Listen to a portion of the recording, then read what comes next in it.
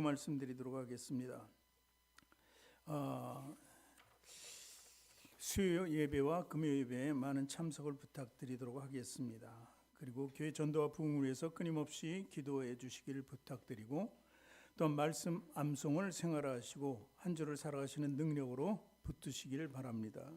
관계 전도를 위해서 기도하시고 힘쓰시기를 바랍니다.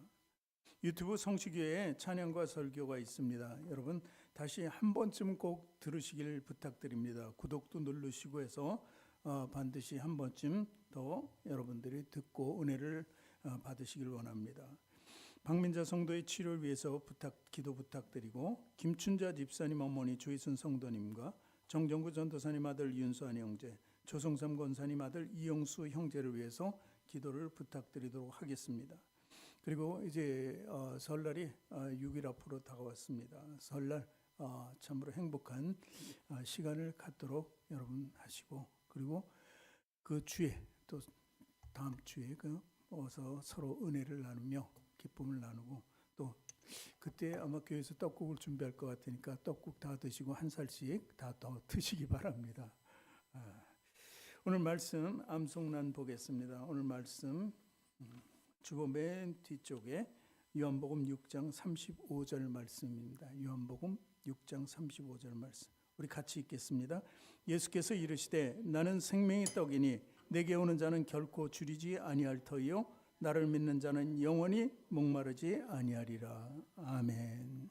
이 말씀 암송을 생활하시길 부탁을 드리도록 하겠습니다. 오늘 말씀을 보겠습니다. 오늘 말씀은 요한복음 14장 26절 27절 두 절 말씀입니다. 요한복음 14장 26, 27절 말씀.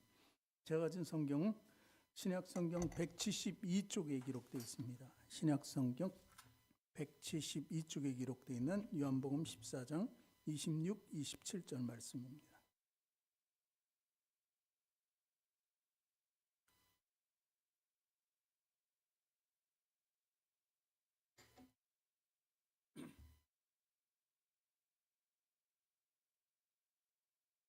신약성경 172쪽에 기록되어 있는 요한복음 14장 26절 27절 말씀 우리 같이 읽겠습니다.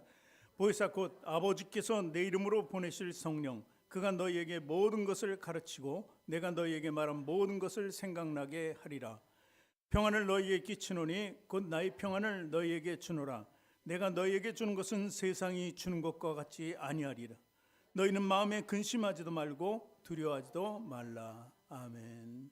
두 손을 가슴에 얹고 저를 따라 고백하시기 바랍니다. 하나님께서는 나를 사랑하십니다. 하나님께서는 나를 존귀하게 여기십니다. 하나님께서는 나를 축복하십니다. 하나님께서는 내 문제를 해결해 주십니다. 믿음의 고백이 되셨습니까? 아멘. 우리 앞뒤 전후 좌우에 계신 분들과 인사합니다. 당신을 사랑하고 축복합니다.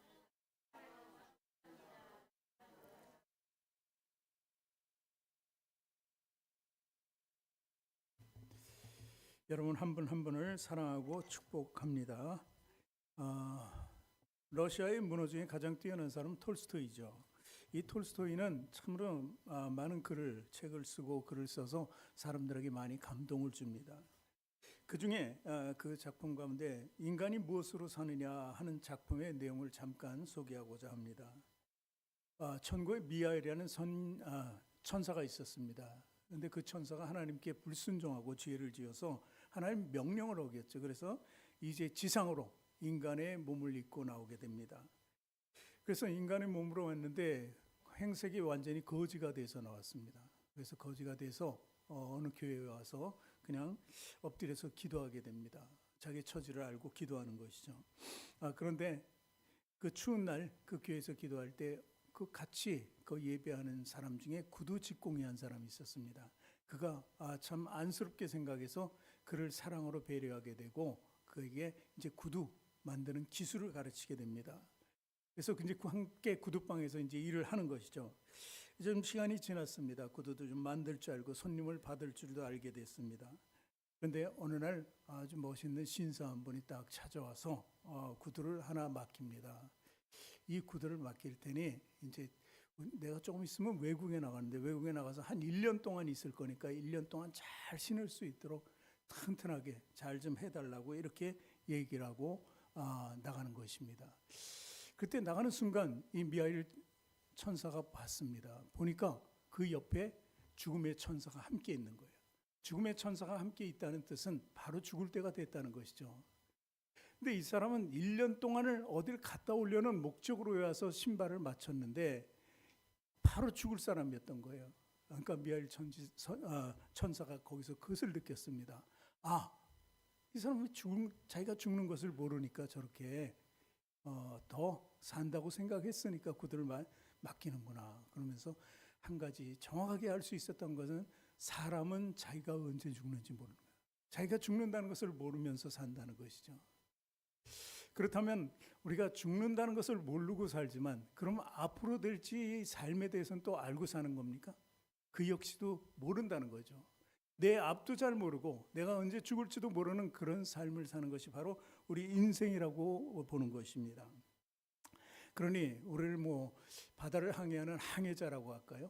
작은 한 배를 타고 항해하는 그 배 정도. 그러니까 언제 이 바다가 바뀌어가지고 잔잔한 바다가 갑자기 풍랑이 몰아치고 광풍이 몰아칠지도 모르는 것입니다. 언제나 위험이 도사리고 있는 곳을 우리는 항해해 나가는 거예요. 또 도시나 다시나 이런 모든 것이 갖춰졌나 하면은 사실 인생의 돛과 닷은 없어요. 마음대로 빨리 갈 수도 없고 천천히 갈 수도 없고 때로는 그 방향도 잊어버린다는 거예요. 키가 없어서. 이런 삶을 사는 것이 바로 우리 인생이라는 것입니다. 그래서 사람들은 그 불안하고 초조하죠. 그래서 사람들은 점쟁이를 찾아가고 그리고 또 점쟁이를 찾아가서 또 굿도하게 되고 좀 평안하려고 하는 것이죠. 그런가 하면은 우리 그리스도인들은 많이 찾아가는 게 예언하는 사람이 있다 그러면 또 많이 찾아가요. 사실 예언은 성경에 다 기록되어 있는 것이 예언이지 일개 사람을 통해서 자꾸 주어지는 말이 아니에요. 예언의 은사는 있지만 그것은 방향을 잘 가르치는 거예요. 그리스도로 삶을 살 수 있도록 성화할 수 있도록 영화의 단계까지 잘 갈 수 있도록 이끌어주는 것이 예언입니다. 그런데 그렇지 않고 점쟁이와 똑같은 예언을 한다는 것은 그것은 또 잘못된 것이죠. 그래서 수많은 이단이 나오기도 하는 것입니다. 우리는 언제까지나 무엇이든지 그리스도인으로서 우리가 알아야 할 것은 성경 속에 모든 것이 있다. 말씀 속에 무엇이든 있다는 것입니다. 그러니까 우리가 말씀 속에서 해결하고 성경 안에서 해결하려고 해야지 사람을 찾아가서 해결되지 않는다는 것을 믿으시기 바랍니다. 또는 중보해서 기도할 수는 있죠. 그러나 그 사람의 앞길을 만들어 줄 수 있는 사람은 없습니다. 그 사람의 앞길은 오직 하나님만이 아십니다. 예수 그리스도께서 아신다는 것이죠. 그래서 성령님이 우리를 이끌어가면서 우리 삶을 어쨌든 좌우로 치우치지 않고 오직 주님만 보러 나갈 수 있도록 해주신다는 것입니다. 그래서 우리는 삼위일체 하나님을 반드시 믿어야 된다는 거예요. 가지 많은 나무가 바람 잘 날이 없다 그러잖아요. 사실 요즘에는 가지가 그렇게 많지도 않은데 하나만 있어도 바람 잘 날이 없어요. 둘이 아니라 6, 10이 아니라 하나만 있어도 그런 삶을 살아가고 있습니다. 그러니까 마음 편할 날이 없는 거예요. 결혼하지 않은 사람은 아는 사람대로, 한 사람은 한 사람대로, 자식을 가진 사람은 가진 대로, 없으면 또 없다고 또 이렇게 인생은요 하나 만족함이 없는 그런 불안한 삶. 그러니까 평안이 없다고 이렇게 보는 것이죠. 그런데 오늘 말씀을 보니까 이런 모든 불안과 초조와 걱정과 근심 속에 살아가는 사람들에게 예수님께서 우리에게 위로의 말씀을 주시는 것입니다. 요한복음 14장 27절 오늘 본문 중의 말씀인데 다시 한번 읽어보겠습니다. 평안을 너희에게 끼치노니 곧 나의 평안을 너희에게 주노라. 내가 너희에게 주는 것은 세상이 주는 것과 같이 아니하니라. 너희는 마음에 근심하지도 말고 두려워하지도 말라. 이렇게 약속의 말씀을 주셨습니다. 지금 이제 22대 국회의원 선거가 이제 한 60여일 남았나요? 그 정도 남았습니다. 그래서 이제 국회의원이 되고자 하는 사람들은 모두 후보들이 나와서 사람들에게 뭘 하죠? 약속을 합니다. 내가 국회의원이 되면 이런 것을 해야 하겠다. 그것을 공약이라고 하죠. 국회의원뿐만이 아닙니다. 대통령도 사실 그 선거를 통해서 무지무지한 그냥 아주 많은 공약을 하게 됩니다. 그런데 우리가 살아와서 알듯이 그 공약이 모두 지켜지지는 않습니다. 그냥 허공에 메아리치는 공약들이 너무 많다는 것이죠. 그래서 또 뽑아놓고 실망도 하고 그런 것입니다. 그러니까 인간의 약속은, 사람의 약속은 다 지켜질 수 없다 하는 것을 우리가 알고 살아간다는 것이죠. 그 또한 불안한 거예요. 모든 잘못된 약속, 어기는 약속이 있기 때문에 사람과의 관계에서도 사실 불안을 감추지 못한다는 사실입니다. 그런데 오늘 예수님께서 공약했잖아요. 14장 27절 말씀. 이 공약이 그냥 주어지는 것이 아닙니다. 하나님께서 원래 우리에게 공약을 하셨기 때문에, 하나님의 공약은 어떤 것이죠? 여러분 쉽잖아요. 이 성경이잖아요. 구약과 신약, 예전 공약과 새로운 공약, 이게 하나님의 공약입니다. 이것은 1.1획도 틀리지 않게 정말 그대로 맞춰가는 것이 바로 하나님의 약속이십니다. 공의로운 하나님께서는 하나도 변개치 않아요. 그대로 성경에 있는 말씀 그대로 우리에게 행하신다는 거예요. 예수님을 주시겠다고 했잖아요. 아브라함에게 약속을 했잖아요. 그 전에 아담과 하와가 범죄했을 때 이미 약속했다는 거예요. 원시 복음으로 여인의 후손을, 그래서 뱀의 머리를 칠 것이다, 구원자가 나올 것이다, 모든 인간에게. 그런데 그것이 바로 아브라함을 통해서 약속이 주어지고, 그리고 바로 2000여 년 전에 예수님이 이 땅에 오신 거예요. 그 약속이 구약의 약속이었고 그 약속이 성취가 됐다는 거예요. 그럼 앞으로는 신약의 성취만 남아있는데 지금도 계속해서 그 약속은 지켜지고 있다는 사실입니다. 그래서 우리가 평안 그리고 생명, 이런 것, 생명이 소중하기 때문에 우리는 평안을 누리기를 원하는 거예요. 그렇지 않습니까? 우리 육신의 평안함이 왜 그래? 우리 생명, 이 보잘것없는 이 육신이 바로 그 생명 때문에 귀한 것이라는 거죠. 그래서 예수님께서는 영원한 평안과 영원한 생명을 우리에게 약속하신 거예요. 내가 십자가에서 못 박혀 죽은 것은 다 누구를 위하며? 예수 그리스도를 믿는 자들, 대신 대속하신 죽음을 믿는 자들은 다 구원하겠다. 그 구원 속에 포함되어 있는 것이 바로 두 가지, 뭐예요? 평안과 생명입니다. 생명은 영원한 생명이고, 평안은 이 땅에 사는 동안에 주님께서 그 누구도 줄 수 없는 그 평안을 주시겠다고 약속하신 것입니다. 그래서 요한복음 14장 1절 말씀에 보니까 이렇게 말씀하시죠. 너희는 마음에 근심하지 말라. 하나님 믿으니 또 나를 믿으라. 하나님 믿으니 또 나를 믿으라. 이게 무슨 말씀이에요?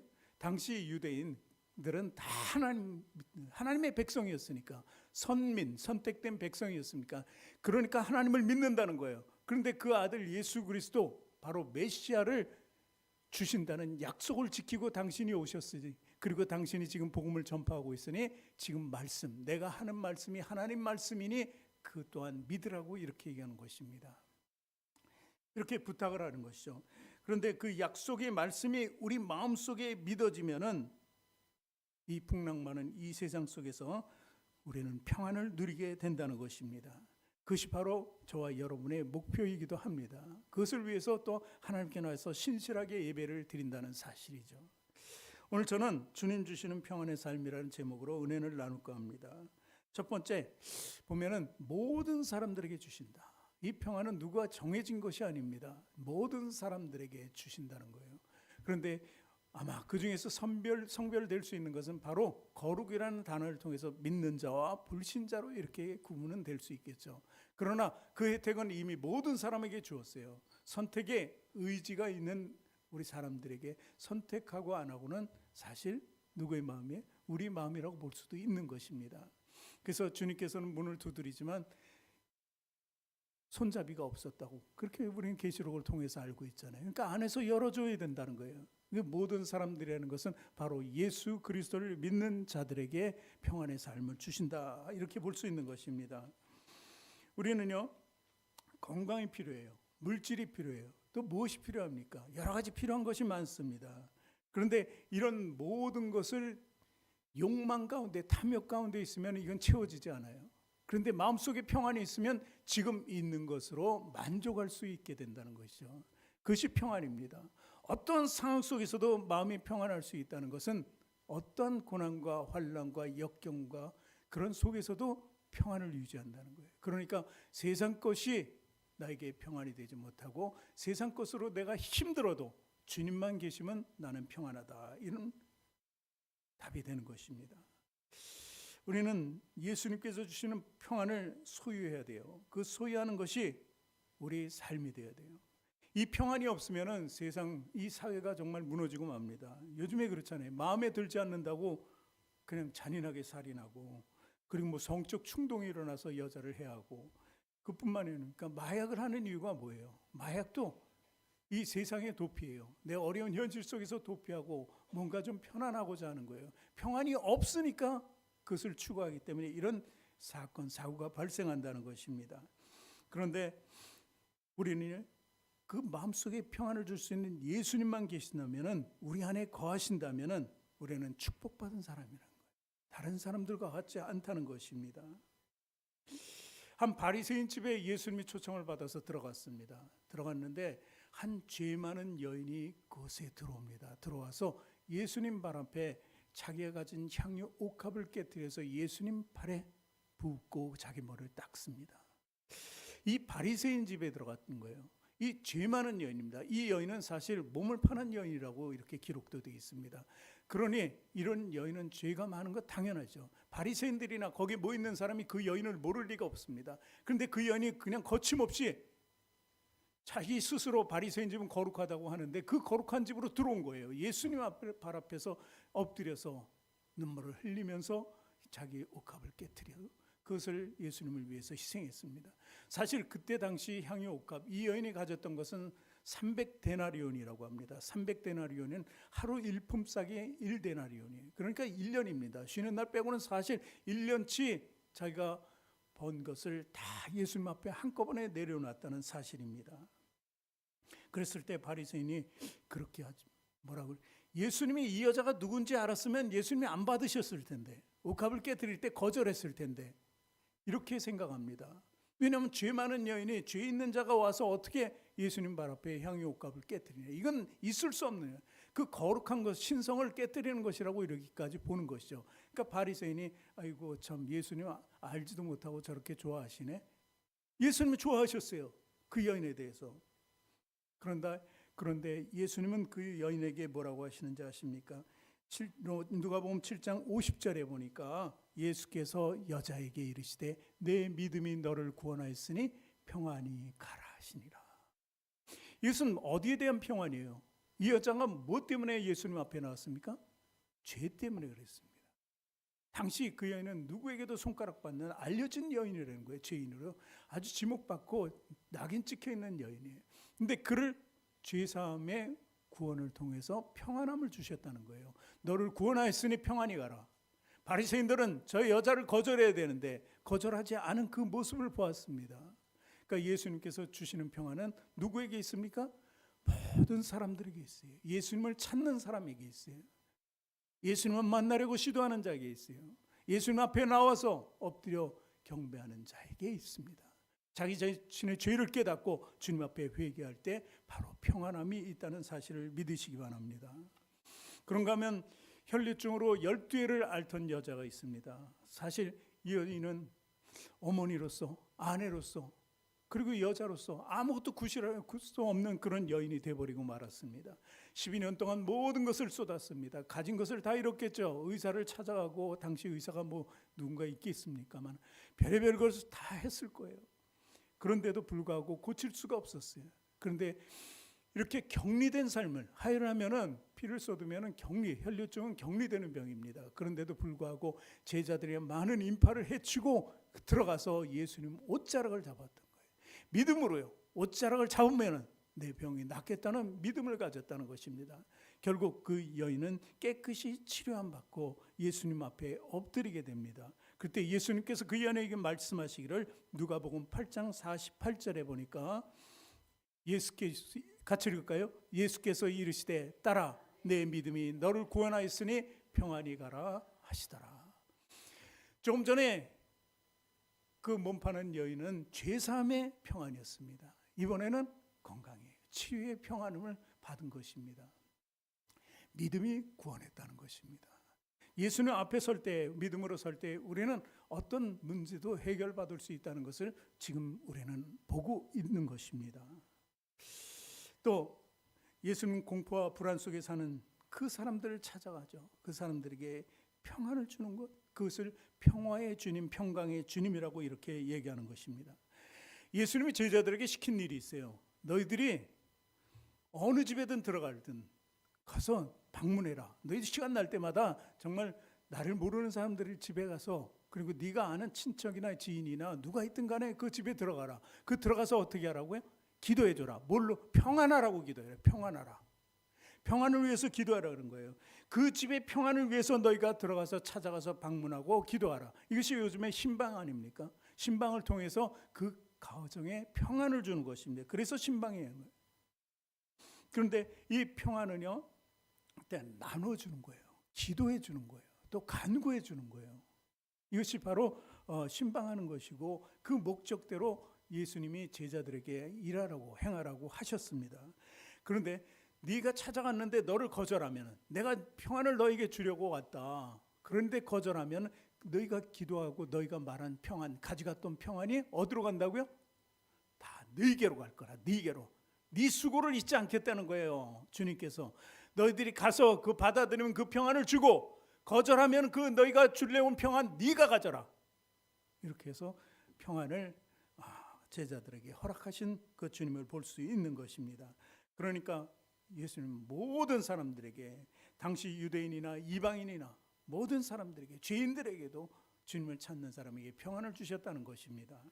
두 번째는 예수님이 주시는 평안은 세상이 주는 것과 다르다. 나의 평안은 세상이 주는 것과 다르다. 27절 말씀 다시 한번 읽겠습니다. 평안을 너희에게 끼치노니 곧 나의 평안을 너희에게 주노라. 너희에게 주는 것은 세상이 주는 것 같지 아니하리라. 이거를 집약해서 보면은 예수님의 평안은 세상이 주는 것과 다르다, 이렇게 볼 수 있는 것이죠. 그런데 우리는요, 세상 것만 바라고 있어요. 물질만 바라고 있어요. 문제만 바라고 있어요. 이것이 세상의 것이잖아요. 그것이 채워지면 평안합니까? 근데 평안하지 않다는 거예요. 왜냐하면 가지고 싶으면 더 가지게 되면 또 더 가지고 싶고, 좀 뒤에 다시 말씀드리겠지만, 그래서 주님께서 주시는 평안은 완전히 다르다 하는 것을 우리에게 먼저 말씀해 주시는 것입니다. 그럼 나의 평안이라는 게 무엇인가? 예수님 말씀하시는 나의 평안, 그것을 우리가 성경에서 찾아볼 수가 있어요. 어느 날 이 갈릴리 호숫가인데 바다라 그러죠. 거기를 제자들과 함께 배를 타고 나가고 있었습니다. 그런데 갑자기 거기에 광풍이 부는 거예요. 광풍이 부는데 거기 어부 출신도 많이 있잖아요. 그런데 어쩔 줄을 몰라요. 우리 다 죽게 됐다, 큰일 났다, 어떻게 하냐. 그러다가 이제 나중에 자기네 방법 쓰다가 안 되니까 예수님 찾는 거예요. 예수님은 어떻게 하고 계셨어요? 배에서 주무시고, 어떻게 나보다 더 잘 알아? 그 주무시고 계시다는 거예요. 나보다 더 잘 알면 정말 나보다 더 신앙이 깊어야 되죠. 근데 어쨌든 주무시고 계셨다는 거예요. 그리고 예수님께서 깨우니까 일어나서 어떻게 해요? 바다야, 잠잠해라 그러니까 잠잠해졌어요. 그러니까 예수님의 주시는 평안, 나의 평안은 뭐예요? 어떠한 상황 속에서 주무실 수 있는 평안이에요. 예수님의 평안은 세상과 같지 않습니다.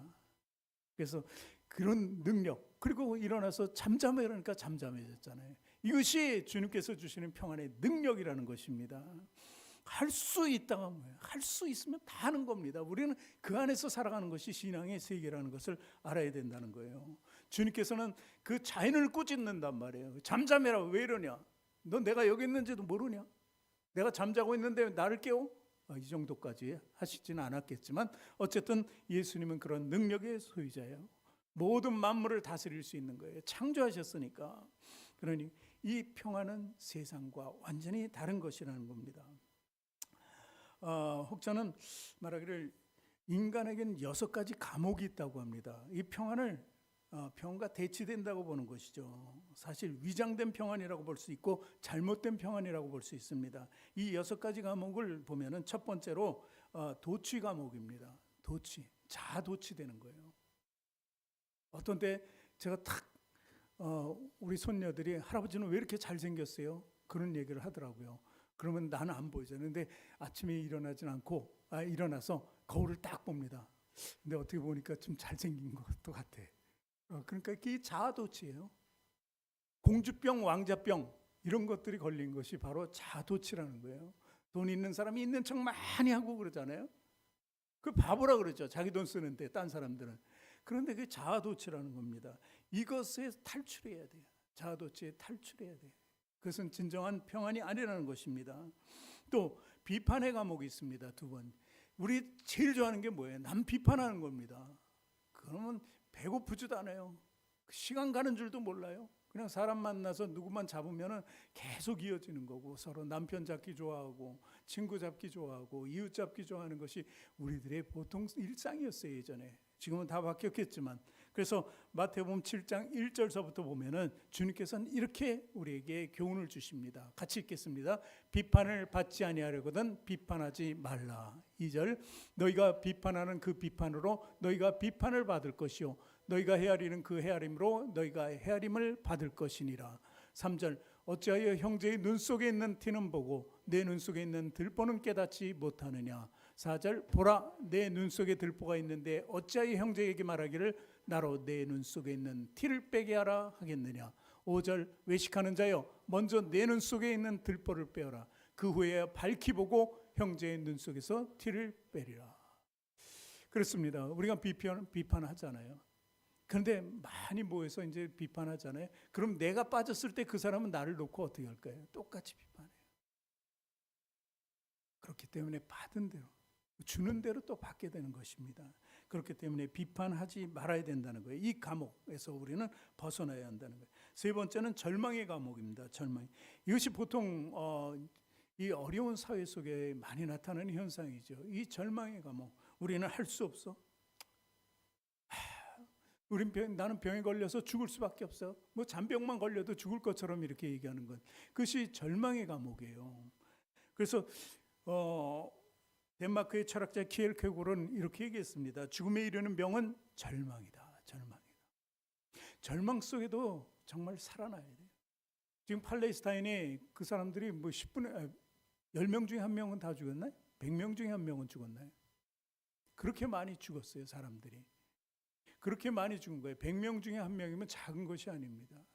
그럼 그 사람들은 먹을 것도 없고 아무것도 없습니다. 언제 포탄이 어디로 날라와서 나를 죽일지도 모르는 그런 거예요. 그런데 그 절망이잖아요, 그게. 그 삶이 절망이라는 거예요. 그래서 막 아비규 아니고 그냥 사람들에게 외칩니다. TV를 보면 불쌍하게 그지없어요. 이것이 절망 속에 있는 사람이에요. 그러나 이 절망 속에서 우리가 빛을 봐야 돼요.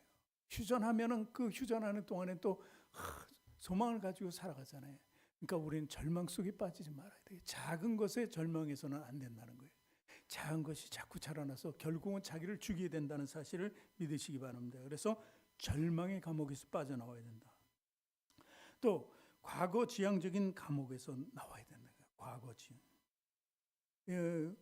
우리는요 과거에 매달리는 거예요. 홍해에 있던 애국 백성들을 보세요. 그들이 절망 속에 빠졌는데 사실 다 절망은 다시 한번 절망으로 잠깐 올라가면 이 절망에 있는 사람들은 전이가 돼요. 전이. 애굽을 나왔는데 주님께서 뭘로 그들을 인도하셨어요?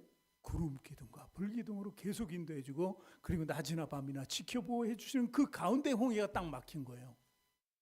지금까지 은혜를 입고 지금까지 왔는데 홍해 하나 딱 막히니까 구름 기둥, 불 기둥은 머리에서 없어져요. 그리고 한 사람, 두 사람이 얘기하죠. 우린 죽을 거야. 애국 군사들이 쫓아온다는데 다 죽을 거야. 점점 퍼져나가는 거예요. 그러니까 모두가 원망하게 돼요. 하나님 원망하지 않고 모세를 원망하잖아요. 그래서 모세는 절망하지 않고 하나님께 기도했습니다. 그래서 결국 홍해가 갈라지고 그 열린 것을 다 나오게 됐다는 것이죠. 그렇듯이 이제 또 네 번째는 과거 지향적인 과거 지향. 우리가 거기서 안 나왔으면 이렇게 죽지 않을 거잖아. 홍해 앞에서. 왜 여기다 무덤을 파는 거야 우리가. 거기 있었을 때가 좋았잖아요. 그뿐만이 아닙니다. 물과 먹을 것이 없을 때는 그래도 애굽에 있을 때는 고기까지 줬는데 막 그러면서 과거로 돌아가는 그 모습을 보잖아요. 정말 그들에게 필요한 것은 뭐였어요? 자유였어요. 영혼 구원이었어요. 그런데 그 평안함을 모르고 다시 돌아가려는 과거 지향적인 그 삶을 사는 그 감옥에서 나와야 된다는 것입니다. 우리도 마찬가지. 예전 것은 다 지나갔어요. 이제 새롭게 됐잖아요. 우리 거듭난 삶인데 과거 지향적인 것으로 자꾸 돌아가면 좀 힘들다고, 신앙생활이 힘들다고 해서 다시 과거로, 주일날 좀 일어나기 힘들다고 다시 과거로, 이래서는 안 된다는 거예요. 그래서 과거의 감옥에서 우리는 나와야 된다는 것입니다. 그리고 또 선망의 감옥이라고 했어요. 5번째, 남들만 잘 되면 자기는 왜 불쌍해? 지금 내 처지가 제일 불쌍한 것 같아. 주변 사람들 봤을 때 나 같은 사람이 없는 것 같아. 그냥 조금 더 잘 된 사람 있고 조금 더 평안한 사람, 이렇게 봐서 좀 평안해 보이고 마음이 편안해 보이는 사람이 있으면 아유, 나도 저 사람처럼 평안할 수, 이렇게 부러워하는 것, 그것이 선망의 감옥이에요. 그렇지 않아요. 내 처지가 다른 사람보다 절대 부족하거나 낮지 않아요. 다른 사람들은 더 어려운 사람이 많아요. 그리고 또 한 가지, 다른 사람들은 예수를 몰라서 불행한 거예요. 근데 난 예수를 알고 조금 못 살아도 자족하면서 사는 기쁨이 있다는 것이죠. 그것이 바로 선망의 감옥에서 나오는 길이라는 것이죠. 그리고 마지막 6번째는 시기하고 질투하는 감옥이에요. 절대 시기하고 질투하면 안 된다는 것이죠. 이런 감옥에서 우리는 나와야 한다는 것입니다. 세상은 가진 자가 평안할 것이라고 생각하잖아요. 근데 그 부함 때문에 오히려 그들은 불행하다는 거예요. 그것을 지키기에 급하고 정말 정신없는 삶을 살아가는 게 저희 재벌들 아닙니까? 기업을 가지고 정말 정신없어요. 그 사람들을 부러워할 필요는 하나도 없습니다. 너무 고생하고 잘못하면 감옥 가고 사람들한테 손가락질 받는 것이 바로 그런 사람일 수도 있다는 거예요. 또 연예인이 부러워요? 연예인들은요, 남들의 이목을 피해서 다녀요. 그러지 않습니까? 모자 쓰고 마스크 쓰고 다니는 게 연예인이에요. 뭐하러 그렇게 삽니까? 그것이 부자연스러운 거예요. 자유가 없는 것입니다. 이런 것을 부러워할 필요가 없다는 것입니다. 전쟁이요? 전쟁은 내가 군비가 엄청 넘치면 내가 강국이라서 내가 평안할 것 같죠? 그렇지 않습니다. 무기를 계속 생산하고 핵을 개발하는 그 김정은 북한을 보세요. 평안해서 그래요? 그 핵무기를 가지면 평안해요? 그렇지 않습니다. 두려움 때문에 그래요. 그 두려움이 그 북한 정권을 누르고 있기 때문에 자꾸 뭔가를 해야 되는 탈출구를 찾는 게 핵무기를 개발하는 거고, 여러 가지 무기를 개발하는 거고, 우리 남쪽 대한민국을 위협하는 거예요. 그것이 오히려 그 안에 있는 두려움을 나타내는 것이라고 보는 것입니다. 그렇기 때문에 우리는 이런 감옥에서 나와야 되지만 이런 것을 다 필요로 여기지 말아야 된다는 것입니다. 누가복음 12장 19절서부터 보면은 그 어리석은 부자의 비유가 나옵니다. 이 사람은요, 정말 농사를 잘 지었습니다. 사실 그때 당시에는 농사 짓는 사람이 최고고, 목축업을 해서 정말 가축이 늘어나는 게 최고의 축복이었습니다. 그런데 이렇게 많이 가졌는데도 불구하고 만약에 그날 내 영혼을 주님께서 찾으시면은 그것이 다 네게 되겠느냐고 이렇게 얘기합니다. 그러면서 누가복음 12장 15절 말씀을 보니까 읽어볼까요? 그냥 또 내가 내 영혼에게 이르되 영혼아 여러 해 쓸 물건을 많이 쌓아두었으니 평안히 쉬고 먹고 마시고 즐거워하지. 평안히 쉬자는 거죠. 많이 쌓아뒀으니. 근데 20절 보니까 하나님은 이르시되 어리석은 자여 오늘 밤에 내 영혼을 도로 찾으리니 그러면 네 준비한 것이 누구의 것이 되겠느냐 하셨으니. 21절 자기를 위하여 재물을 쌓아두고 하나님께 대하여 부여하지 못한 자가 이와 같으니라. 22절은 없나요? 12장 15절 그들에게 이르시되 삼가 모든 탐심을 물리치라. 사람의 생명이 그 소유에 넉넉한 데에 있지 아니하니라. 여기서 생명이라는 단어가 나옵니다. 이것이 평안과 함께 주어지는 거잖아요. 그러니까 생명이 그 무엇보다 낫지 않다는 것을 우리에게 가르쳐주고 있는 것입니다. 그래서 우리는 한 치 앞도 볼 수 없는 이 세상을 살아가면서 세상에서 평안을 얻으려고 하면 안 돼요. 주님이 주시는 진정한 평안, 주님의 능력 있는 평안, 그 평안을 우리가 소유해야 한다는 것을 이야기하는 것입니다. 세 번째, 믿음을 간직할 때 평안이 찾아온다. 믿음을. 이제 초등학교인데 아주 말갈량입니다. 말도 잘 안 들어요. 그런 아이가 하나 있는데 어느 날 그 집에 비어갔어요. 집이 기와장으로 해서 보니까 조금씩 안에서 새는 거예요. 오래돼가지고. 그래서 이제 아버지가 그 기와를 고치려고 사다리를 놓고 올라갑니다. 그 높은 곳에 올라가서 이제 고치고 있는데 아들이, 이놈이 말썽쟁이니까 나도 올라간대. 나도 올라간다. 그래서 좀 말 안 들으니까 그냥 올라와라 그런 거예요. 이제 애가 사다리 타고 올라갑니다. 그런데 절반쯤 가다가 얘가 좀 얼마쯤 올라왔나 한번 보려고 궁금해서 보니까 갑자기 겁이 나는 거예요. 높이 있으니까. 그래서 어지럽고 휘청휘청하는 거예요. 얘가. 그것을 아버지가 봤어요. 야, 설마 너 나만 봐라. 밑에 보지 말고 나만 보고 올라와. 이렇게 소리를 몇 번 치니까 그제서야 이제 정신 차리고 아버지만 보고 올라가는 것입니다. 그러니까 쉽게 올라가서 결국 그 지붕 위에 올라가게 됐다는 거예요. 여기서 중요한 것이 뭐예요? 나만 보고 올라가라는 거예요. 그것이 믿음입니다. 믿음은요, 믿음의 그 주체만 보게 돼 있어요. 그 주체가 우리는 누구예요? 예수 그리스도예요. 십자가예요. 그 하나님만 보고 올라가는 것입니다.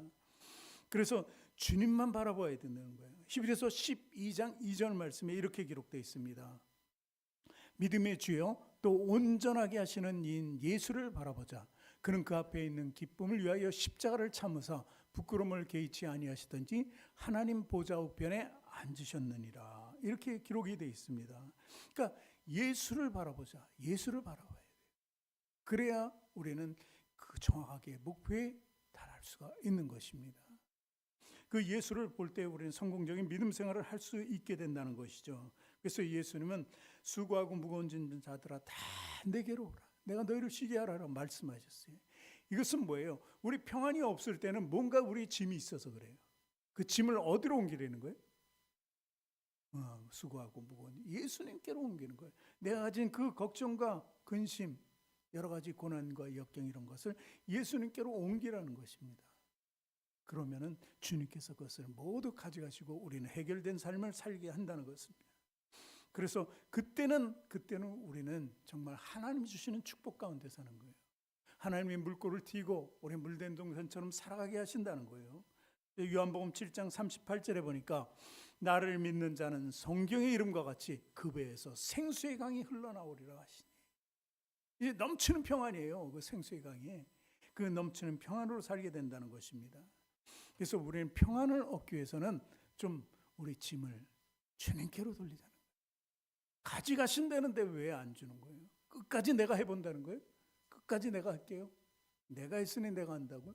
그 우리 자식들이 잘 쓰는 말씀이잖아요. 내가 했으니 내가 하지. 아닙니다. 이제는 주님께로 모든 것을 돌려요. 능력의 그분의 평안이 우리에게 임하면 우리는 당연히 따라서 평안하게 되는 줄을 믿으시기 바랍니다. 이제는 예수님을 의지합시다. 그래서 주님이 주시는 놀라운 평강 가운데 살아가기를, 그리고 충만한 은혜를, 그 성령님이 이 모든 것을 하신다고 알게 하시고 깨닫게 하신다고 오늘 말씀 초반에 있습니다. 그 말씀대로 성령님을 의지하고 살면서 우리 정말 믿음의 생활을 성공적으로 살아가시는 저와 여러분이 되기를 주님의 이름으로 축원합니다. 기도하겠습니다. 하나님 감사합니다. 오늘 하나님께서 주시는 놀라운 평안 우리 성도들이 다 맛볼 수 있도록 하나님 인도하여 주시옵소서. 평안은 바로 예수님의 평안입니다. 그 평안이 우리 성도들 마음속에 다 들어가게 하여 주시옵소서. 그 안에서 평안이 들어가고 그 자리에서 있었던 무거운 짐들은 다 나오게 하여 주시옵소서. 그래서 우리 거룩한 삶을 살아가며 늘 성공적인 신앙생활을 할 수 있는 우리 성도들 모두 될 수 있도록 하나님 역사하여 주시옵소서.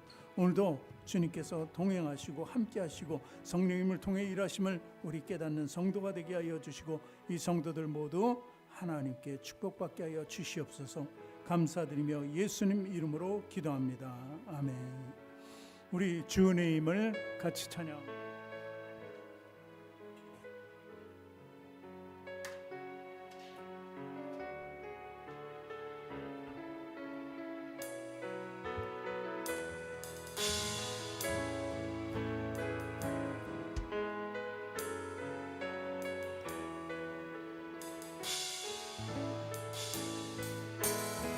주 나의 모습 보내 상한 나의 마음 보시네. 주 나의 눈물 안에 주 나의 눈물 안에 홀로 울던 마음 주 사랑 내게 있네.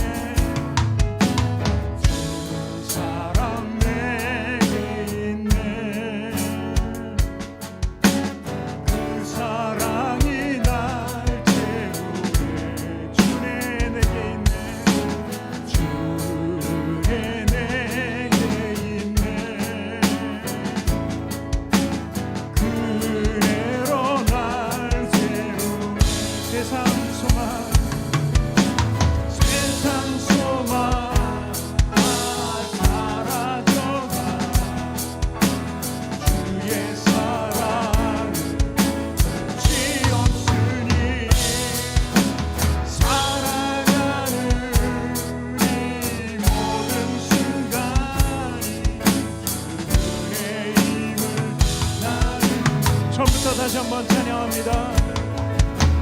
주 나의 모습 보네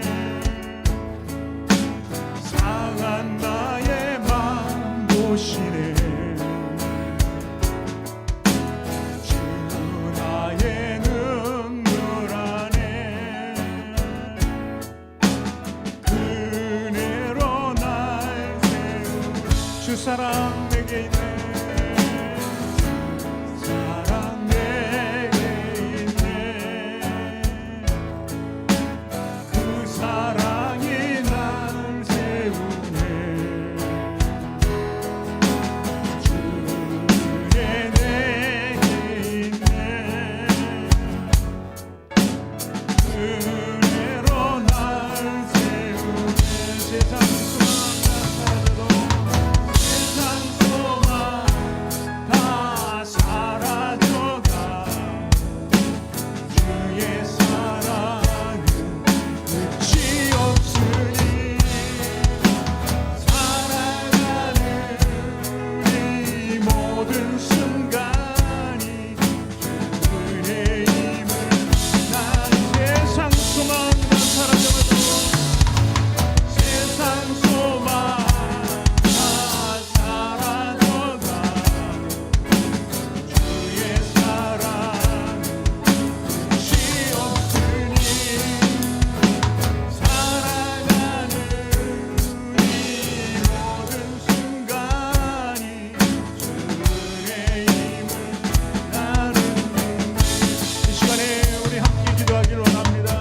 우리는 세상 소망이 다 사라져가도 주의 사랑은 우리를 향한 사랑 끝이 없으니 사랑하는 이 모든 순간이 모든 것이 주 은혜임을 깨닫게 해주시고 그래서 우리 삶이 완전히 주님 안에 있게 하여 주시고 삼위일체 하나님을 섬길 수 있는 그 은혜로 살아갈 수 있도록 하나님 인도해 달라고 그리고 가져난 문제를 놓고 우리 기도하기를 원합니다. 우리 주여 한번 외치고 함께 기도하겠습니다. 주여 거룩하신 하나님 아버지 크신 은혜와 사랑을 감사드립니다. 오늘도 아버지 하나님 우리 주님은 우리 물질 속에 사는 그 주인이었습니다. 세상 속에 살아갔던 범죄한 주인이었습니다. 그러나 하나님을 믿고 예수 그리스도의 십자가의 권을 믿고 주님 앞에 나옴으로 인해서 우린 참으로 담는 삶이 무엇인 줄 깨닫게 되었습니다. 이제는 우리 걱정과 근심 그리고 모든 고난과 환난 이 모든 수고하고 무거운 짐을 주님께 맡기며 나갈 수 있도록 하나님 인도하여 주시옵소서. 세상에 있는 모든 것을 다 버리고 이제 오직 주님만 바라볼 수 있는 귀한 은혜의 삶을 살아가게 하여 주시옵소서. 저는 아버지 하나님 그 크신 사랑을 우리 그대로 전해주셨습니다. 그 전해주신 그 사랑을 우리가 받고 이제는 정말 마음속에 평안을 누리며 그 평안을 나눠줄 수 있는 우리 삶이 될 수 있도록 하나님 역사하여 주시길 바랍니다. 우리 부족한 것 우리 연약한 것 다 오늘 시간에도 내려놓길 원합니다. 우리 삶에 오직 주님의 힘만 나타나게 하여 주시옵소서. 때로는 우리가 정말 간구하고 하지 못하고 기도하지 못할 때 우리 성령님 도우시는 것을 믿사오니 성령님의 간구하심을 따라 우리가 함께 동행할 수 있도록 하나님 인도하여 주시옵소서. 오직 주를 바라보며 주 은혜를 생각할 수 있도록 하나님 인도하여 주시옵소서. 주 역사심을 믿사오니 아버지 하나님 함께하여 주시옵소서. 하나님 은혜의 주님을 바라보며 나갈 수 있도록 하나님 인도하여 주시옵소서. 이 태어난 모든 순간순간마다 주님을 쫓아하여 주시고 주 은혜를 찾아가는 우리 모습 될 수 있도록 하나님 인도하여 주시기를 원하오니 아버지 하나님 우리에게 은혜를 주시옵소서. 우리에게 은혜를 주시옵소서.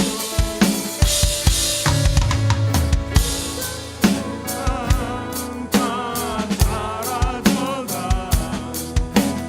주의 사랑 끝이 없으니 살아가는 이 모든 순간이 은혜의 힘을 나는 믿네. 내 모든 것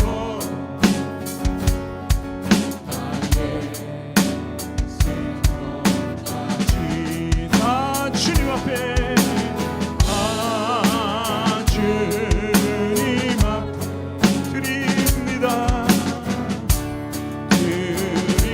드립니다. 주님 임재 안에서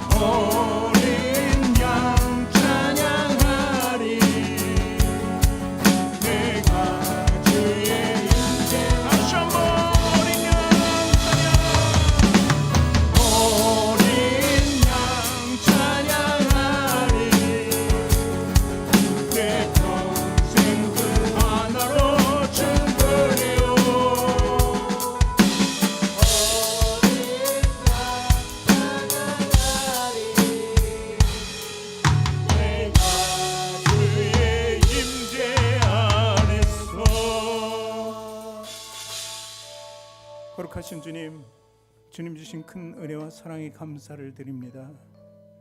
우리에게 참된 평안을 주시기 위해서 예수 그리스도를 이 땅에 보내시고 그분의 평안을 우리에게 심어주시니 감사드립니다. 이제 세상을 이기는 힘을 우리가 가졌으니 세상의 그 어느 것도 두려워하지 말고 그것을 이기게 할 수 있는 그 능력 가운데 살아갈 수 있도록 인도하여 주시길 원합니다. 이를 위해서 우리에게 성령님을 선물로 주셨으니 그 성령님의 뜻에 따라 살게 하여 주시고 성령님에 따라 늘 보호받게 하여 주시고 동행하는 삶이 이루어지게 하여 주시옵소서. 그래서 이제 좌우로 치우치지 않고 오직 주님의 푯대만을 바라보며 나갈 수 있는 담대한 삶을 살게 하여 주시옵소서. 오늘도 병든 자들이 있습니까? 아버지 하나님, 그들에게 평안과 위로를 허락하여 주시옵소서. 건강이 놀라운 은혜가 있게 하여 주시옵시고 아버지 다시 한번 치료하는 광선으로 일어날 수 있도록 하여 주시옵시고 그리고 또한 많은 중보 기도를 통해서 그들이 일어날 수 있도록 하나님 역사하여 주시옵소서. 이를 위해서 우리 성도들 평안히 나눔이 있게 하여 주시옵소서. 서로 한마디 한마디 기도할 때 병자가 일어나고 그리고 다쳤던 옥문도 열릴 것이오니 아버지 우리 기도를 통해서 그 병자들이 다 강건해질 수 있도록 하나님 역사하여 주시옵소서. 또한 아버지 하나님 여러 가지 물질 문제, 건강 문제 또한 뿐만이 아닙니다. 자녀와 학업, 가정 문제 있습니다. 아버지 이 문제에서 이제 해방될 수 있도록 주님의 평안을 선물로 받아사오니 이제 내가 주는 그 평안, 세상이 줄 수 없는 그 평안, 완전히 그 다른 주님의 평안을 우리가 누리게 하여 주시옵소서. 그래서 지금의 삶이 내 현장의 삶이 가장 축복된 현장이고 축복된 삶인 것을 깨닫게 하여 주시어서 자족의 삶을 통해서 하나님 은혜를 누릴 수 있도록 하여 주시고 많은 사람들에게도 이처럼 가장 위대한 평안이 있음을 나눌 수 있도록 하나님 인도하여 주시옵소서. 또한 아버지 하나님 오늘도 귀한 물질들 드렸습니다. 아버지 우리 손길은 부족하고 연약하지만 하나님께서는 그것을 창대케 될 수 있는 축복으로 만들어 주실 것을 믿습니다. 부족하지 않도록 채워 주시옵시고 또 우리가 나눌 수 있도록 채워 주시길 원합니다. 때로는 30배 60배 100배의 율실을 얻을 수 있도록 하나님 인도하신다 했으니 믿음으로 그 길을 따라갈 수 있도록 하여 주셔서 하나님의 마음껏 쓸 수 있는 우리 성도들 되게 하여 주시옵소서. 이제는 우리 구주 예수 그리스도의 크신 은혜와 하나님의 지극하신 사랑과 성령님의 내주교통 인도 역사 운행 동행하심이 오늘 모여서 예배드릴 모든 성도들 머리 위와 사업장과 직장과 가정과 자녀와 학업 위에 지금부터 영원토록 함께 하시기를 간절히 축원하옵나이다. 아멘.